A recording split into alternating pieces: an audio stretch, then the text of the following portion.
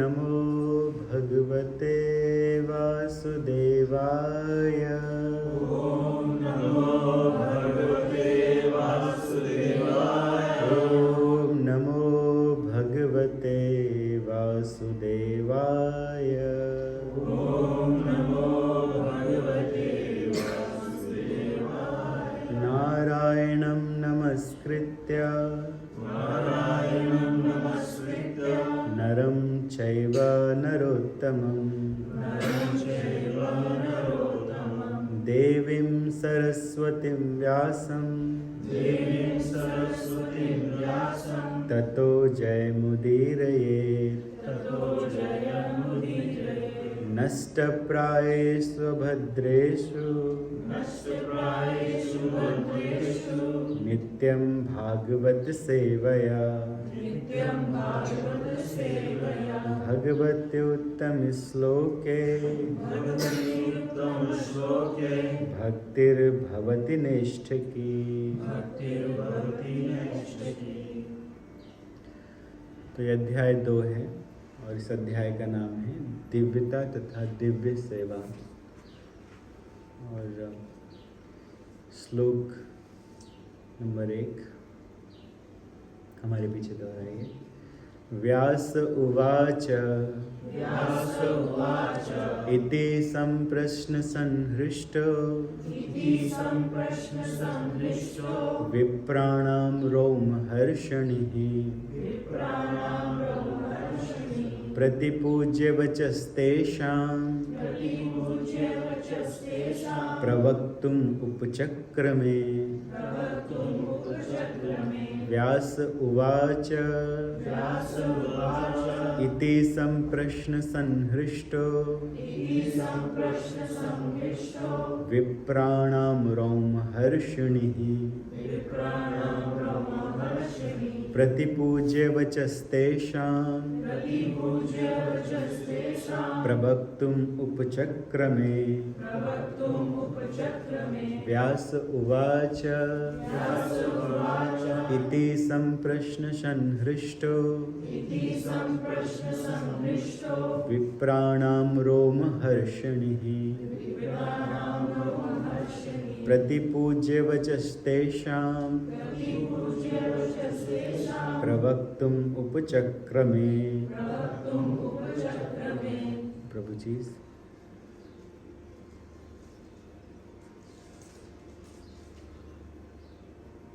माता जी इसमें कोई बोलो। व्यास बोलिए।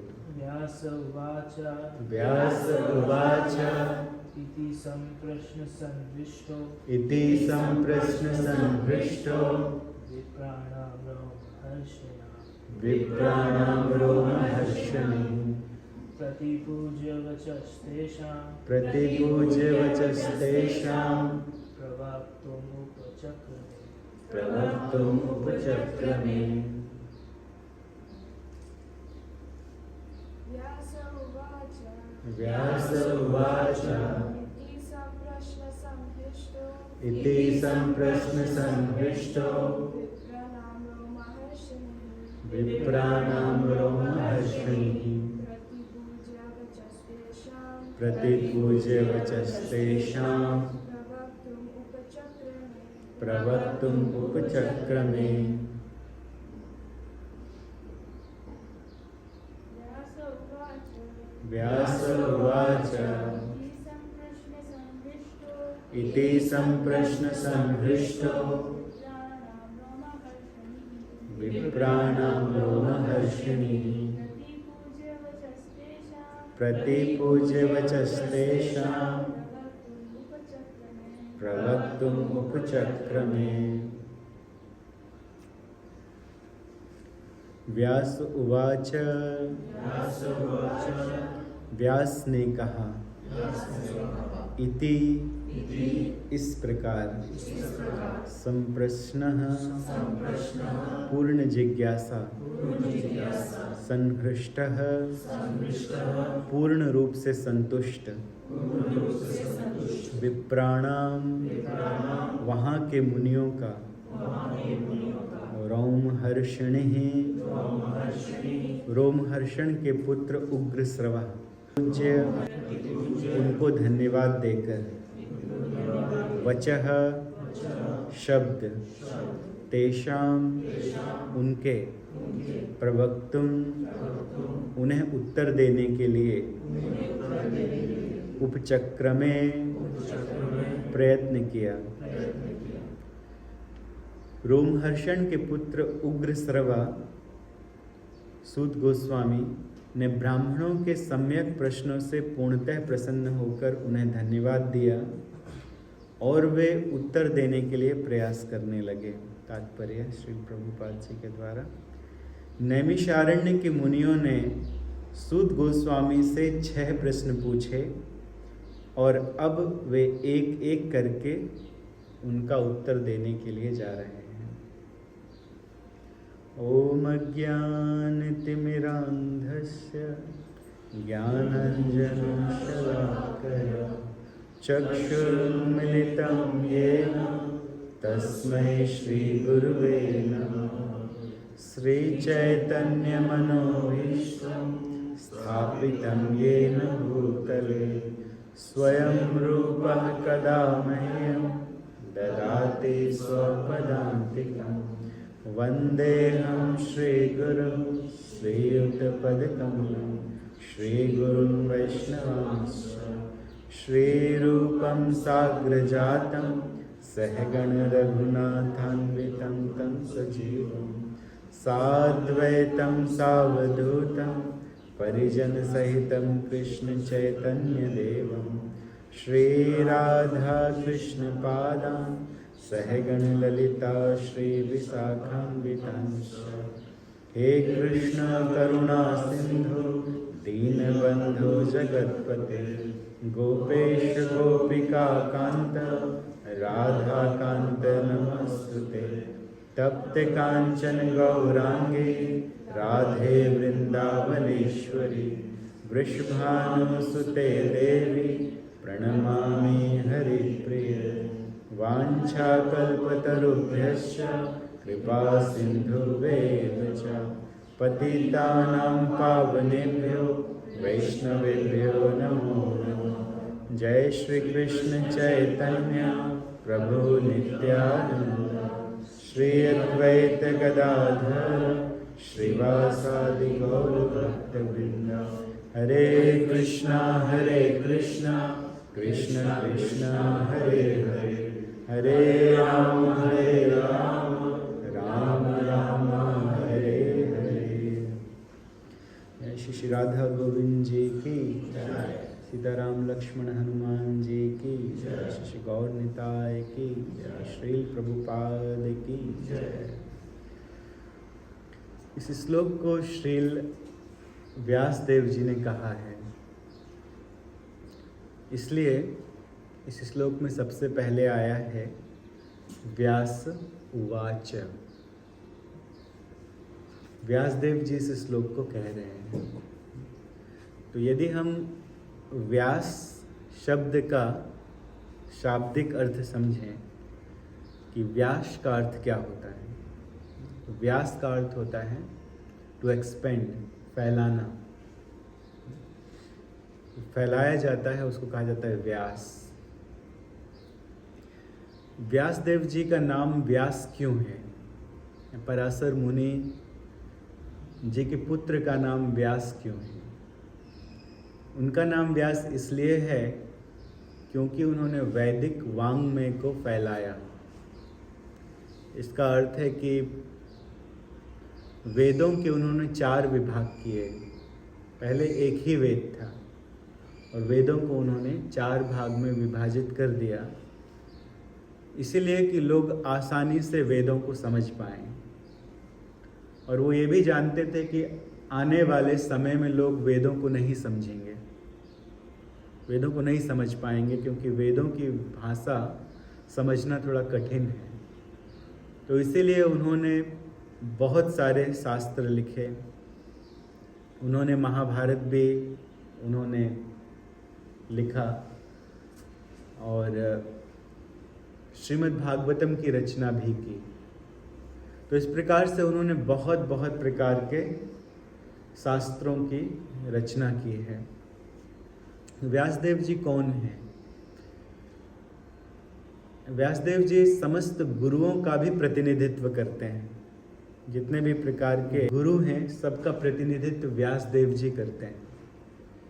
इसलिए हम लोग जानते हैं कि व्यास पूर्णिमा मनाई जाती है। व्यास पूर्णिमा मुख्य रूप से गुरु पूर्णिमा को ही व्यास पूर्णिमा कहा जाता है।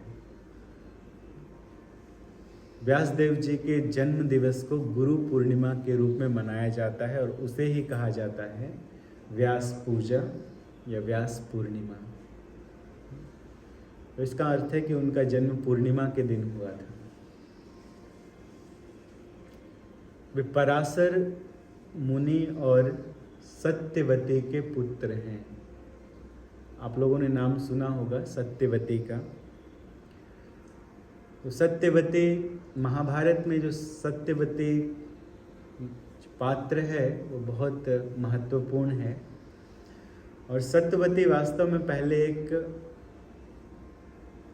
गंधर्विका थी, एक अप्सरा थी जिसका नाम था अछोड़ा, और वो एक और दूसरे गंधर्विका की पुत्री थी, पुत्री बनी सत्यवती के रूप में। श्राप मिला था एक आद्रिका नाम की गंधर्विका को और वो मछली बन गई थी। और एक वसु थे उपरिचर नाम के वसु, जो बाद में चेदी राज बने। तो किसी प्रकार से कथा बड़ी लंबी है, अलग कथा है कि चेदी राज जी के वीर्य को किस तरह से मछली के गर्भ में स्थापित हुआ और आद्रिका नाम की गंधर्विका जो मछली बन गई थी। और बाद में इनको एक मत्स्यराज दासराज जी ने पकड़ लिया था। सत्यवती जी के पिता कौन माने जाते हैं? दासराज। ऐसे तो इनके बायोलॉजिकल फादर जो हैं वो हैं चेदी राज जी हैं, जिनके वीर को मछली में स्थापित कर दिया गया था। ईगल के पास से गिरा और किस प्रकार से मछली ने ग्रहण कर लिया और गर्भवती हुई, तो एक अलग कथा है। तो मछली को पकड़ लिया, किसने पकड़ लिया? दासराज जी ने पकड़ लिया। आप लोग ध्यान से सुनिए क्योंकि बीच बीच में हम प्रश्न करेंगे। तो दासराज जी ने पकड़ लिया और बाद में पकड़ के लेकर आए, और जब उसको उन्होंने काटा मछली को, तो उसमें से एक पुत्री का जन्म हुआ, एक बच्ची का जन्म, एक बच्ची निकली उसमें से। उसी बच्ची का नाम दे दिया गया सत्यवती, जो हमेशा सत्य भाषण करे, जो हमेशा सत्य कहे, सत्यवती। तो क्योंकि मछली के गर्भ से जन्म हुआ था, मछली के गर्भ में थी, तो इसलिए इनके शरीर से मछली की दुर्गंध आती थी, फिश स्मेल आती थी इनसे। और ये बहुत ही सुंदर स्त्री थी, मछुआरे थे, फिशरमैन थे। तो उनको मदद करती थी। कैसे मदद करती थी? इनका काम था कि बोट में एक तरफ से लोगों को दूसरे किनारे में लेकर जाना, है ना। हम लोग जानते हैं ना, नदी के किनारे बहुत सारी बोट होती हैं और वो एक किनारे से दूसरे किनारे लेकर जाते हैं। आपको मायापुर भी जाना है, दूसरे किनारे से कभी कभी बोट में आना पड़ता है ना। दूसरी तरफ गंगा के किनारे जाना है, यमुना के किनारे जाना है। तो ये लोगों को उनके गंतव्य स्थल तक लेकर जाती थी। इसका अर्थ है कि जहाँ वो जाना चाहते थे उनको वो लेकर जाती थी। तो एक बार की बात है कि पराशर मुनि इनकी नाव में आकर बैठे, और पराशर मुनि ये पहले से जानते थे कि सत्यवती के गर्भ से हमारे पुत्र का जन्म होने वाला है। पराशर मुनि आप जानते हैं ना कौन है? पराशर मुनि जिन्होंने भगवान शब्द की डेफिनेशन दी है ना। एक बहुत बड़े ऋषि हुए हैं जिनका नाम है पराशर मुनि। ऐश्वर्य समग्रस्य वीर्यस्य यशः श्रेयः ज्ञान वैराग्य सचैव षण्णांग भग इति गणा। ये उन्होंने परिभाषा दी है भगवान शब्द की कि भगवान कौन है।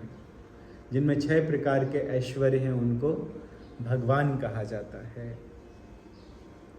तो वही बैठे थे सत्यवती के साथ नाव में उस पार जाने के लिए, लेकिन सत्यवती के सौंदर्य से आकर्षित हो गए और उन्होंने सत्यवती के साथ में एक प्रस्ताव रखा कि मैं आपसे एक पुत्र उत्पन्न करना चाहता हूँ, अर्थात मैं आपसे संग करना चाहता हूँ।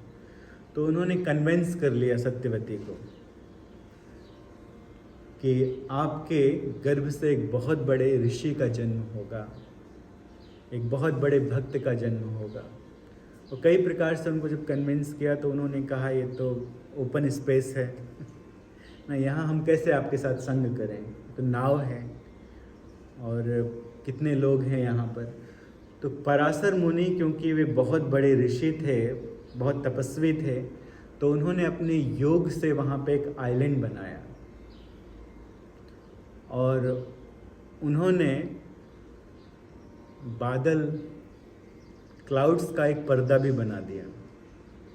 चारों तरफ क्लाउड्स आ गए और बीच में एक आइलैंड बना दिया और वहाँ पर उन्होंने सत्यवती के साथ रमण किया, जिनसे व्यासदेव जी उसी समय पैदा हो गए।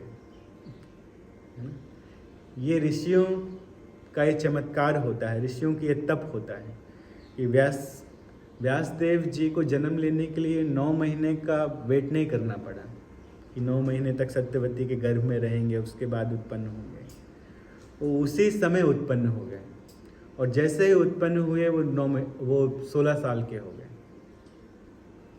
और जन्म लेते ही वहाँ से निकल गए, भगवान का भजन करने के लिए, तपस्या करने के लिए निकल गए, है ना। तो व्यासदेव जी कौन हैं? ये भगवान के अंशावतार हैं। भगवान के कुछ युगा अवतार होते हैं, कुछ मनवंतरा अवतार होते हैं, कुछ अंशा अवतार होते हैं। तो ये अंशा अवतार हैं व्यासदेव जी, इसलिए उनमें वही शक्ति है, भगवत शक्ति है। तो माता को वेट नहीं कराया 9 महीने का और जन्म लिए तो तुरंत 16 साल के हो गए और 16 साल होके वे निकल गए। कहाँ निकल गए व्यासदेव जी? तपस्या करने के लिए निकल गए। पराशर मुनि ने इसके बाद आशीर्वाद दिया सत्यवती को कि इस बारे में कोई दूसरा जान नहीं पाएगा, ये बात सीक्रेट रहेगी और आपको आपकी वर्जिनिटी दोबारा प्राप्त हो जाए। तो इस प्रकार से उन्होंने कई प्रकार के आशीर्वाद दिए और एक और आशीर्वाद दिया कि आप मत्स्यगंधा से, सत्यवती का एक और नाम था मत्स्यगंधा। मत्स्यगंधा का क्या अर्थ होता है? जिसके शरीर से मत्स्य की दुर्गंध आती हो, फिश की स्मेल आती हो, वो मत्स्यगंधा है। तो आज से तुम योजन गंधा कहलाओगी। मत्स्यगंधा से क्या बन गई? योजन गंधा बन गई।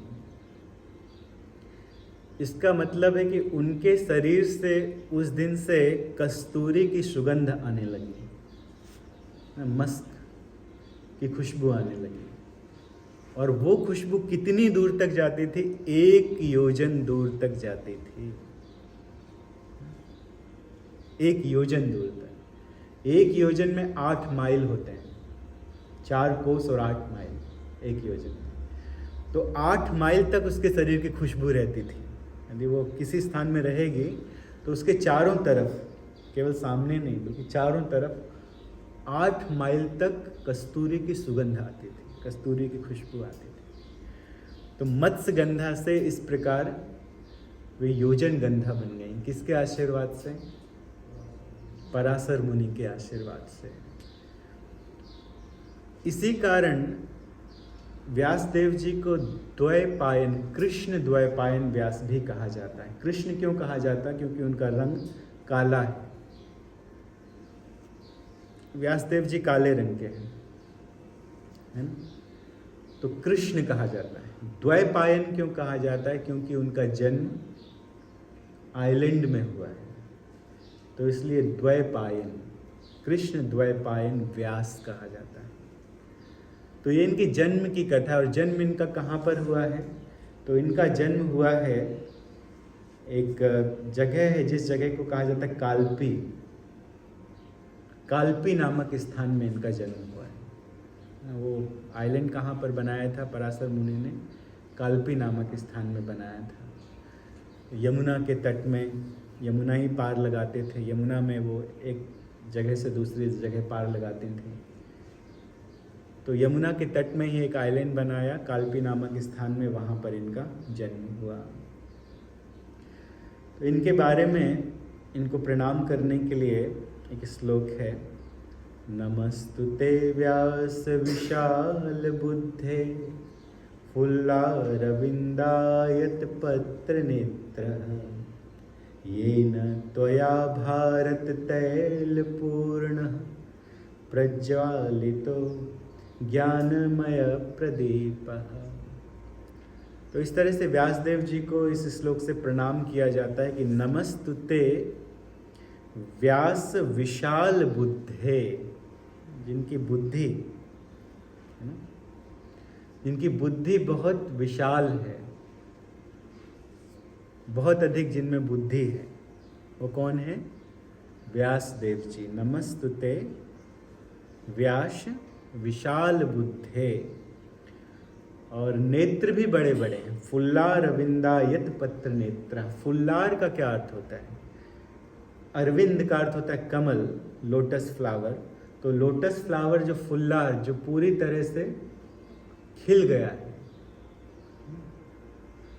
तो फुली ब्लूम लोटस फ्लावर, तो उनके जैसे जिनकी बड़ी बड़ी आंखें हैं। फुल्लार अविंदायत पत्र नेत्र येन त्वया भारत तैल पूर्णः। महाभारत रूपी तेल को डालकर जिन्होंने प्रज्वालितो ज्ञानमय प्रदीप, जिन्होंने ज्ञानमय प्रदीप, दीपक जलाया है। एक ज्ञानमय दीपक जलाया है, जिसमें कौन सा तेल डाला है? महाभारत रूपी तेल जिसमें डाला गया है। तो महाभारत के ही शांति पर्व में क्या आती है? भगवत गीता आती है। भगवत गीता एक किसका भाग है? महाभारत का एक भाग है, एक छोटा सा एक अंश है। महाभारत में 1,00,000 श्लोक हैं, 100,000 वर्सेस हैं महाभारत में, जिसमें से शांति पर्व में एक खंड आता है, उसमें 700 वर्सेस किसके हैं? भगवत गीता के। तो महाभारत का ही भाग है। तो महाभारत रूपी तेल में डालकर इन्होंने ज्ञानमय प्रदीप, एक दीपक प्रज्वलित किया है, ज्ञान का दीपक इन्होंने जलाया है। तो व्यासदेव जी वो बहुत ज्ञानी हैं, बहुत ज्ञानी हैं। और कहाँ रहते थे व्यासदेव जी? कहाँ पर इन्होंने इन शास्त्रों की रचना की है? ब्रह्म नद्याम सरस्वत्याम आश्रमः पश्चिम तटे। एक जगह है सरस्वती नदी, सरस्वती नदी के तट में। सरस्वती नदी को ब्रह्म नदी भी कहा जाता है। आप जब 7वें अध्याय में जाएंगे इस स्कंद के, फर्स्ट कैंटो के चैप्टर नंबर 7 में जाएंगे, तब आप पढ़ेंगे कि वहाँ पे व्यासदेव जी का और वर्णन है कि उन्होंने किस तरह से एक वेद के 4 भाग किए और किस तरह से दूसरे दूसरे शास्त्रों की उन्होंने वहाँ पे रचना की। तो कहाँ पे रचना की गई? ब्रह्म नद्याम सरस्वत्याम आश्रमः पश्चिम तटे। सरस्वती नदी को ब्रह्म नदी भी कहा जाता है, ब्रह्म नदी। कभी कभी सरस्वती जी पुत्री बनती हैं ब्रह्मा जी की, तो ब्रह्म नदी,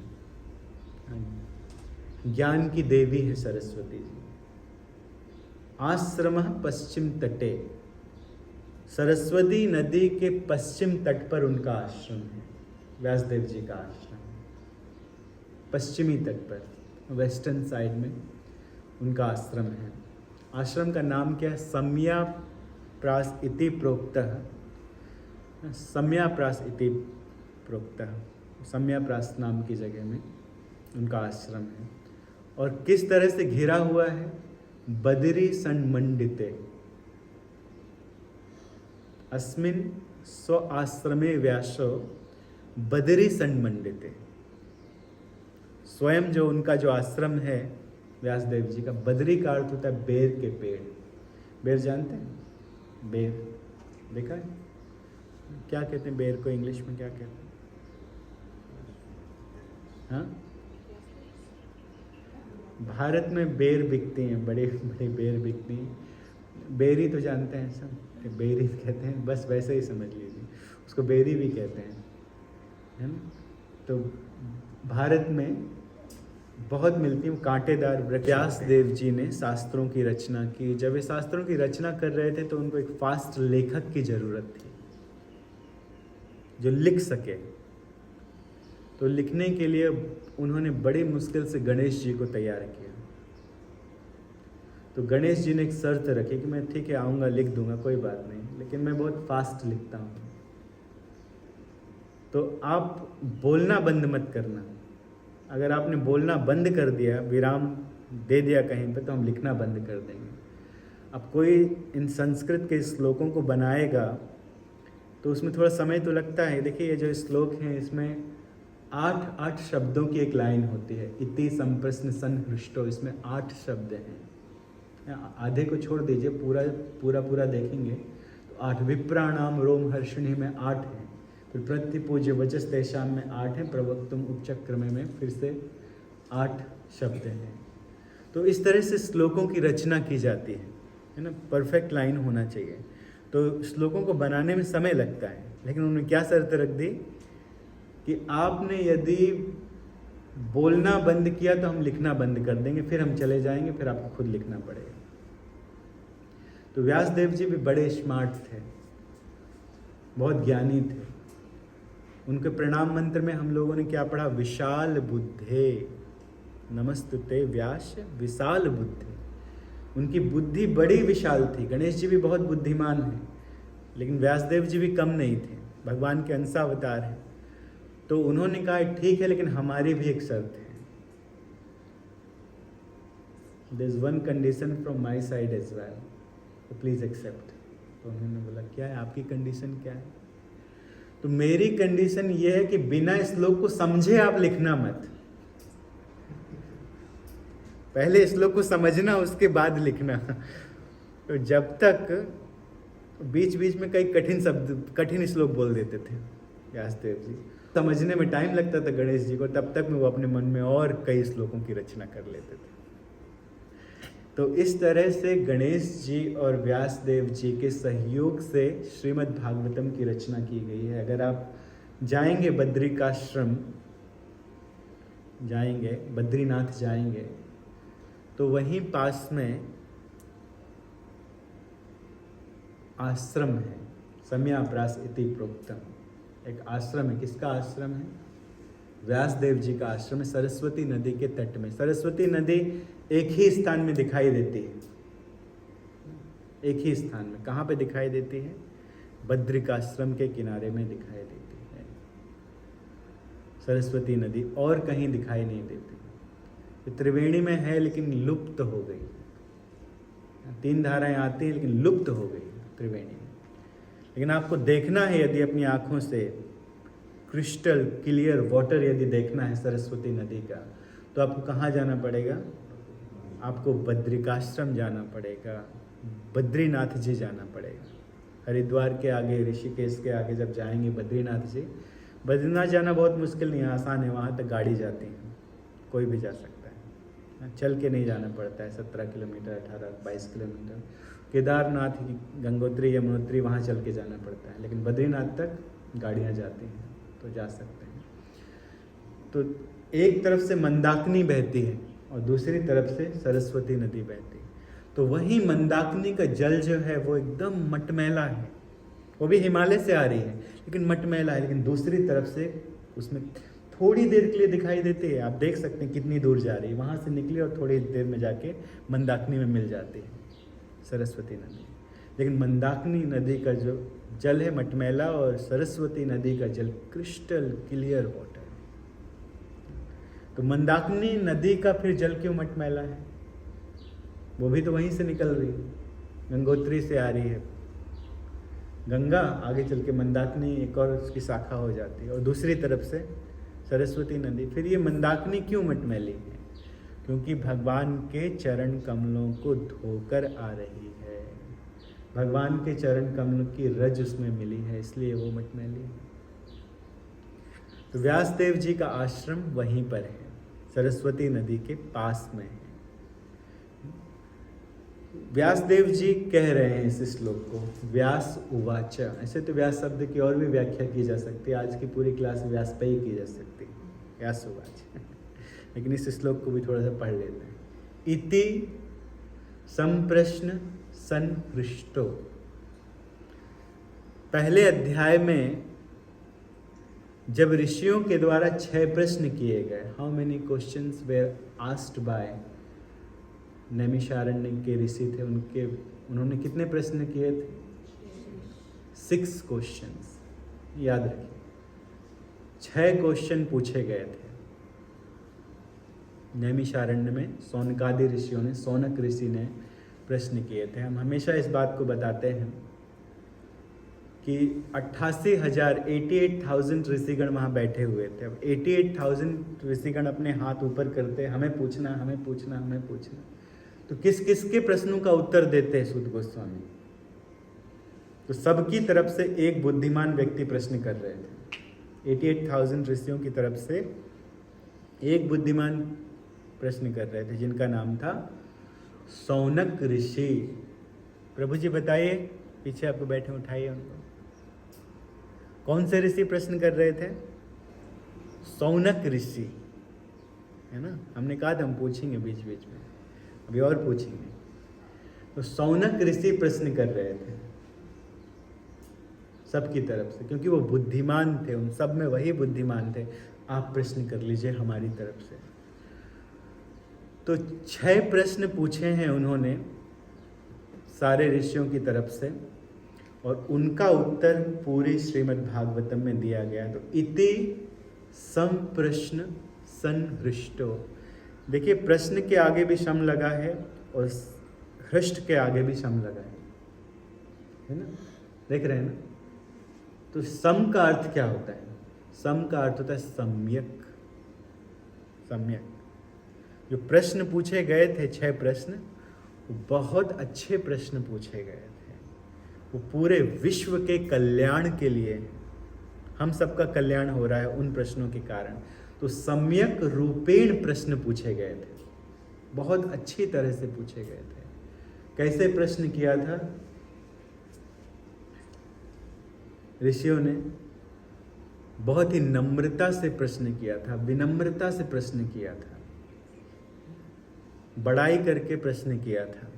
वक्ता की बड़ाई करके, वक्ता को प्रसन्न करके, सूत गोस्वामी को प्रसन्न करके उन्होंने प्रश्न किए थे। तो सम्यक रूपेण जो प्रश्न पूछे गए थे उनको सम प्रश्नों और संहृष्टो। तो जब उनके प्रश्नों को सुना, किसने सुना? रोमहर्षिणी, रोमहर्षण के पुत्र ने सुना। तो रोमहर्षण के पुत्र हैं इसलिए रोमहर्षणी कह दिया। रोमहर्षणी का क्या अर्थ है? रोमहर्षण के पुत्र। तो रोमहर्षण के पुत्र इन प्रश्नों को सुनकर बहुत प्रसन्न हुए, हृष्ट हुए। का अर्थ है बहुत प्रसन्न हुए, सही में प्रसन्न हो गए। ऐसा नहीं कि दिखावा कर रहे थे प्रसन्न होने का कि हाँ हम बहुत प्रसन्न, नहीं, सही में प्रसन्न थे। क्यों प्रसन्न थे? कि वाह कितने अच्छे इन्होंने प्रश्न किए हैं। इनके प्रश्नों में को सुनकर हमारे मन में भगवान की दिव्य लीलाएं प्रकट हो रही हैं, और अब श्रीमद् भागवतम का उद्घाटन होगा, तो इसलिए प्रसन्न हो रहे थे। किसके द्वारा प्रश्न किए गए थे? विप्राणाम। विप्र कहा गया है, वहां पे जो ऋषिगण बैठे हैं उनको विप्र कहा गया है। सब साधु हैं, यज्ञ करने के लिए आए थे। साधु बनने का अधिकार सबको है ना? उसमें हम लोग ये नहीं कह सकते हैं जो ब्राह्मण कुल में जन्मा है वही साधु बन सकता है। साधु कोई भी बन सकता है, किसी भी कुल में जन्मा हो ना, किसी भी वंश में जन्मा हो, किसी भी राज्य में जन्मा हो, किसी भी क्षेत्र में जन्मा हो, वो साधु बन सकता है। तो जब किसी भी कुल में जन्मने वाला वहां पे बैठा है तो फिर विप्रणाम क्यों कहा गया है? साधु बनने का उद्देश्य क्या है? साधु बनने का उद्देश्य है कि ब्राह्मण की क्वालिटी अपने अंदर लाया जाए। ब्राह्मणों की क्वालिटी, तो सबसे उत्तम क्वालिटी है किसकी क्वालिटी? ब्राह्मणों की क्वालिटी। जब कोई संप्रदाय को ज्वाइन करता है तो उनको क्या बताया जाता है कि ब्राह्मण कैसे बनना है। पहले हरिनाम दीक्षा होती है, उसको ब्राह्मण दीक्षा होती है, ब्राह्मण बनाया जाता है ना। किसी भी संप्रदाय में ब्राह्मण बनाया जाता है। कोई भी प्रोडक्ट डालिए फैक्ट्री में, ब्राह्मण बन के ही निकलेगा। शूद्र डालिए, वैश्य डालिए, चांडाल डालिए, मलिच्छ डालिए, दूसरी तरफ से क्या निकलेगा? ब्राह्मण बन के निकलेगा। तो सब में ब्राह्मणों के गुण थे। समः दमः तपः शौचम शांति आर्जमेव च ज्ञानम दयाचित आत्मत्यम सत्वम च ब्रह्म लक्षणम। ब्राह्मण के लक्षण कहाँ बताए गए हैं? श्रीमद् भगवद गीता के 18वें अध्याय में बताए गए हैं। 12वें स्कंद में भी बताए गए हैं। भगवद गीता श्रीमद् भागवतम के 12वें स्कंद में ब्राह्मणों के गुणों का वर्णन किया गया है। और भगवद गीता के 18वें अध्याय में भी ब्राह्मणों के गुणों का वर्णन किया गया है। तो विशेष करके 18वें अध्याय के वर्ष नंबर 42 में ब्राह्मण की क्वालिटी बताई गई है। श्रीमद् भगवद गीता 18.42 में ब्राह्मण की क्वालिटी बताई गई है। तो हम लोग जो मंदिर में पूजा करते हैं ना, सेवा करते हैं, तो हम लोगों को ब्राह्मण की क्वालिटी पढ़ना चाहिए कि ब्राह्मण की क्वालिटीज़ क्या होती हैं, और फिर पता लगाना चाहिए कि हमारे अंदर इसमें से कितनी क्वालिटी है ना। तो स्वाभाविक है कि डेवलप करना पड़ेगी ना, लेके आना पड़ेगी हम सबको, है ना। समः दमः तपः शौचम, इसमें से एक भी नहीं है वास्तव में देखा जाए तो। सब में एक गुण होता है सत्यम चा ब्रह्म लक्षणम। ब्रह्मवादी हमेशा सत्य बोलता है, लेकिन हम सबको कितने कितने झूठ बोलना पड़ते हैं संसार में। झूठ बोलते ही रहते हैं सभी लोग। तो इन्हें अपने अंदर लेकर आना है। तो रहती हैं ये क्वालिटी, लेकिन किसी एक मात्रा में रहती हैं, तो उस मात्रा को बढ़ाना है।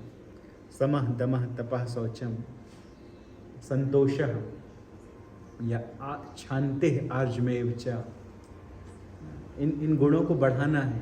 तो आप पढ़िए, आप Bhagavad Gita 18 chapter verse number 40। हाँ, क्या बताया था हमने? बताओ। 42 सही बताया था, जोर से बोलो, डरो नहीं। 42। तो इसको पढ़िए घर जाके, सभी लोग को पढ़ना है ना। तो विप्राणाम इसीलिए कह रहे हैं कि जितने ऋषि वहां पे बैठे हैं सबके अंदर अनंत कोटि गुण है विप्रों के। विप्रों की क्वालिटी है, ब्राह्मणों की क्वालिटी है, इसलिए विप्राणाम रोमहर्षणि। रोमहर्षण के पुत्र का नाम था उग्रश्रवा, और उनको ही सूत गोस्वामी कहा जाता है। सूत गोस्वामी सूत क्यों कहा जाता है? सूत इसलिए कहा जाता है जब जो स्त्री है वो उच्च कुल की होती है और पुरुष विवाह करने वाला निम्न कुल का होता है, तो उसे सूत कहा जाता है। सूत निम्न वर्ग का व्यक्ति माना जाता है। जैसे मान लीजिए कि कोई स्त्री क्षत्रिय कुल में जन्मी है, लेकिन उसका विवाह किसी से हुआ है जो शूद्र कुल का है, तो संतानों की उत्पत्ति होगी, वो सूत होंगे। तो यहाँ पर ब्राह्मण कुल की स्त्री थी और पिता थे क्षत्रिय, तो उनसे जो पुत्र हुए वो सूत कहलाए। रोमहर्षण वो भी सूत थे। सूत गोस्वामी उनके पुत्र हुए, तो उनको सूत कहा जाता है। जैसे सूत पुत्र कर्ण है ना, तो पता नहीं था कि ये किनके पुत्र हैं, सूत ने पाला था तो उनको भी सूत पुत्र कह दिया गया, लेकिन वास्तव में थे वो क्षत्रिय। उनको भी अधिकार था। जिस सभा में अर्जुन ने द्रौपदी को जीता था घूमती हुई मछली के आंख में बाण मारकर। तो उनको भी अधिकार था उस सभा में अपनी शस्त्र विद्या को दिखाने का, अपने धनुष की विद्या को दिखाने का, लेकिन उन्हें रोक दिया गया क्योंकि जन्म का पता नहीं था। पहले के ज़माने में जब विवाह होता था तो जन्म बहुत इम्पोर्टेंट होता था। देखा जाता था कि पुरुष उच्च कुल का है कि नहीं, ये देखा जाता था। पुरुष को उच्च कुल का होना अनिवार्य होता है। पुरुष उच्च कुल का हो लेकिन नीचे के कुल की स्त्री चल सकती है। जैसे कि अगर ब्राह्मण कोई है तो क्षत्रिय, वैश्य, शूद्र ऐसी स्त्रियां चल सकती हैं। ब्राह्मण हो तो अच्छा है। तो लेकिन जो पुरुष है वो नीच कुल का नहीं होना चाहिए। तो इसलिए कर्ण को ये अधिकार नहीं दिया गया था, स्वयंवर में भाग नहीं लेने दिया गया था। तो यहाँ पर देखिए रोमहर्षण, पहले कथा करने के लिए रोमहर्षण जी बैठे हुए थे। सुध गोस्वामी नहीं बैठे थे पहले कथा करने के लिए। कौन बैठे थे? रोमहर्षण बैठे हुए थे। सुध गोस्वामी के पिताजी बैठे हुए थे, कथा करने जा रहे थे। लेकिन तब तक नैमिषारण्य में किसका प्रवेश हुआ था? बलराम जी का प्रवेश हुआ था। बलराम जी युद्ध में भाग नहीं लिए थे, वो तीर्थ यात्रा का बहाना मार के चले गए थे, है ना। वो भाग नहीं लिए थे। वो सोचे कि एक तरफ मेरा प्रिय शिष्य भीम है और दूसरी तरफ मेरा प्रिय शिष्य दुर्योधन है, किसकी तरफ से मैं युद्ध करूं? तो कहते मैं युद्ध नहीं करूंगा, मैं तीर्थ यात्रा के लिए जा रहा हूँ। तीर्थ यात्रा में चले गए और तीर्थ यात्रा में जाके भी मारकाट कर रहे थे। देखिए अभी क्या क्या किया उन्होंने तीर्थ स्थान में जाके। नैमिषारण्य एक तीर्थ स्थान है। नैमिषारण्य में गए, पहुंचे, और पहुंचने के बाद जैसे ही पहुंचे तो क्योंकि स्वयं भगवान है, बलराम जी स्वयं भगवान है। बलराम सारे बल के आगार। जिस तरह से व्यासदेव जी गुरु का प्रतिनिधित्व करते हैं, गुरु तत्व का प्रतिनिधित्व करते हैं, उसी तरह से बलराम जी भी सबके गुरु हैं, सारे जगत के गुरु हैं। जगत गुरु कहा जाता है बलराम जी को। जैसे ही बलराम जी पहुंचे सारे बड़े बड़े ऋषि मुनि सब खड़े हो गए। कोई उनकी प्रार्थनाएं करने लगा, कोई उनको दंडवत प्रणाम करने लगा, कोई वचनों के द्वारा उनकी स्तुति करने लगा, कोई उनको आशीर्वाद देने लगा। बड़े बड़े ऋषि थे। तो इस प्रकार से पूजित होके वो उस स्थान में, एक स्थान में बैठे। लेकिन एक व्यक्ति थे जो ना तो अपने आसन से खड़े हुए, ना उन्होंने बलराम जी की प्रशंसा में कोई शब्द कहा। यदि कोई व्यासासन में बैठा हो तो वो उठे ना, व्यासासन में बैठा रहे किसी के आने पर, ऐसा विधान। क्योंकि जो व्यासासन है ये बहुत पूजनीय होता है। तो लेकिन स्वयं यदि भगवान आ जाए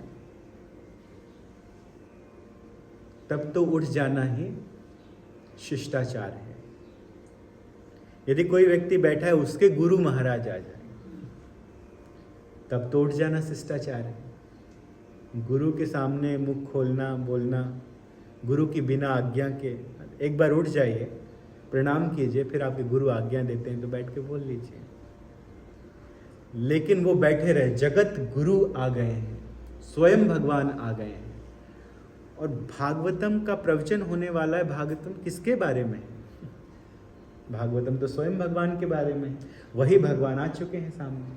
कृष्ण बलराम में कोई अंतर नहीं है, स्वयं आ गए।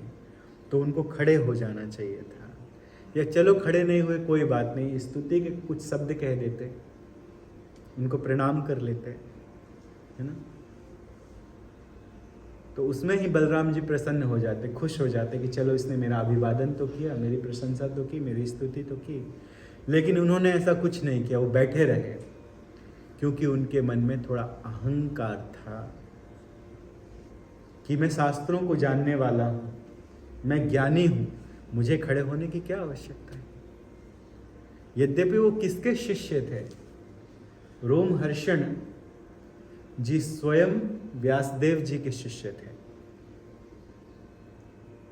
वेदों का ज्ञान था, शास्त्रों का ज्ञान था, लेकिन वो खड़े नहीं हुए, क्योंकि अभी भी मन में अहंकार था।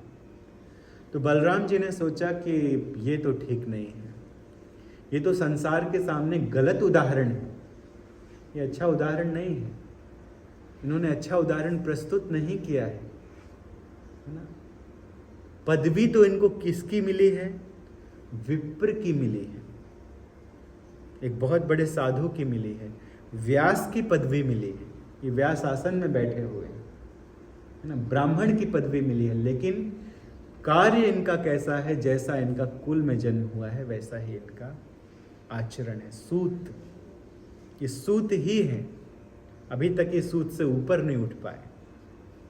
जन्मना जायते शूद्रा संस्कार, जन्मना जायते शूद्र, जन्म से हर कोई शूद्र है। संस्कारेत भवेत द्विजः, संस्कार से कोई द्विज बनता है। जब किसी को थ्रेड सेरेमनी की जाती है तो वो द्विज बनता है, दोबारा उसका जन्म होता है। एक बार तो माँ के गर्भ से निकला तो जन्म हुआ, और दोबारा जब गुरु उसे मंत्र देते हैं उस समय उसका जन्म होता है, थ्रेड सेरेमनी होती है, द्विज कहा जाता है। द्विज, पक्षियों को द्विज कहा, बर्ड्स है ना, बर्ड्स को द्विज कहा जाता है। क्यों कहा जाता है बर्ड्स को द्विज? 2 बार उनका जन्म होता है, एक बार तो अंडा बाहर निकला, दूसरी बार वो अंडा फोड़ के बाहर निकलते हैं। लोग कहते हैं अंडा वेजिटेरियन है अंडा खा सकते हैं, चलता है, वो तो वेजिटेरियन है। और यहाँ द्विज का उदाहरण किससे दिया जाता है? पक्षी के बच्चे से दिया जाता है। पहली बार बच्चे का जन्म कब हुआ? जब वो अंडे के रूप में बाहर आया, उसमें जीव है, तब तो वो अंडा धीरे धीरे वो पोषण होता है उसमें, है ना, जीव है उसके अंदर। लेकिन किसी मशीन से जीव को मार दिया और बोले वेजिटेरियन, ये भी अजीब बुद्धि है ना मनुष्यों की। तो एक बार पक्षी का जन्म कब होता है? जब अंडा बाहर आता है, और दूसरी बार जब अंडा फोड़ के पक्षी निकलता है तब उसका जन्म होता है।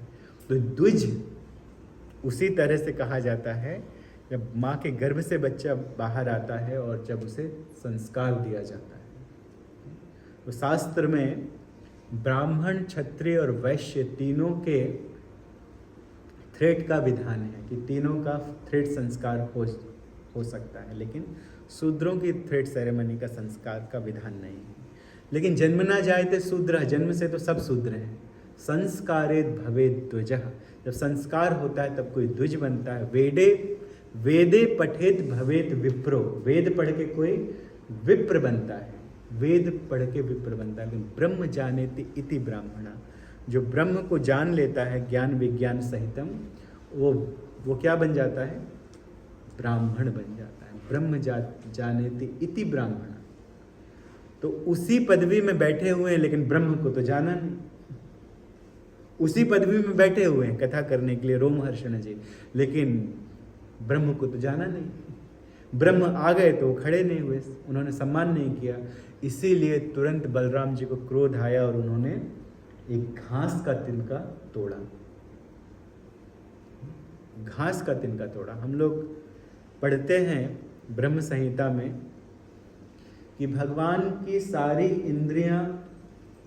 इंद्रियों का कार्य कर सकती है। आंखों से भगवान देख सकते हैं, आंखों से खा भी सकते हैं, आंखों से सुन भी सकते हैं, कान से भगवान देख सकते हैं, कान से भगवान खा भी सकते हैं। हम लोग खा सकते हैं कान से, कान में लाके कोई चटनी डालने लगे तब खा लेंगे, नहीं है ना, नहीं खा पाएंगे। नाक से कोई आइसक्रीम खिलाए क्या होगा? नहीं खा पाएंगे। लेकिन भगवान सारी इंद्रियों से सारे कार्य कर सकते हैं, ये भगवान की भगवत्ता है।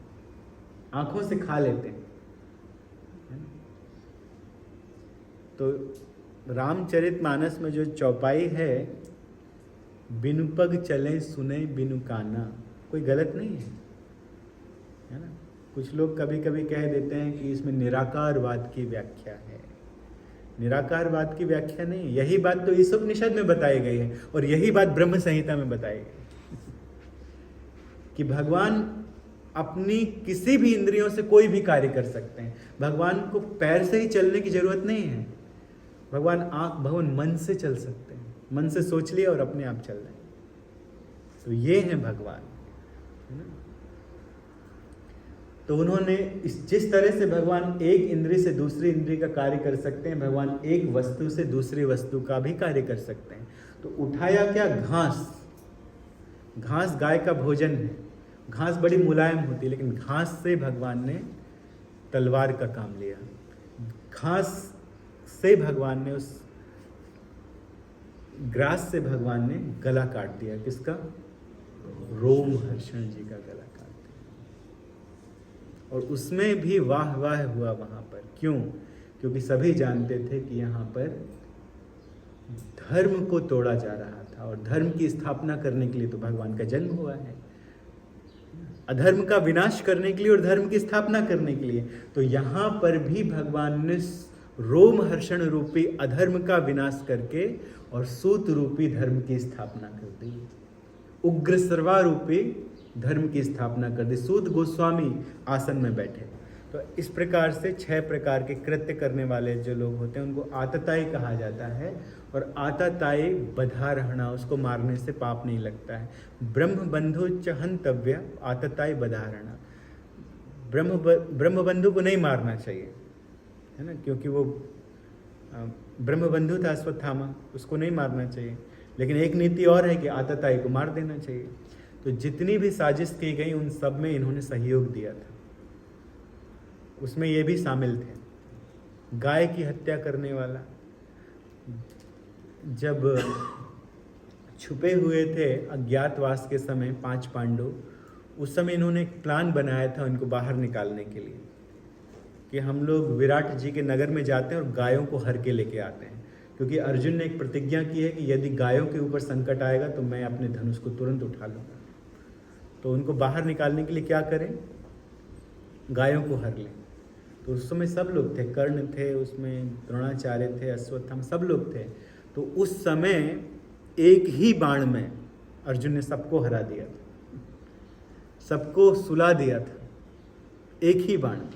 तो अर्जुन बहुत शक्तिशाली थे। वो ठीक से युद्ध नहीं कर रहे थे महाभारत के युद्ध में, जब तक भगवान श्री कृष्ण चक्र उठा के नहीं दौड़े भीष्म पितामह के पीछे। बहुत शक्तिशाली थे, बहुत बड़े योद्धा थे अर्जुन।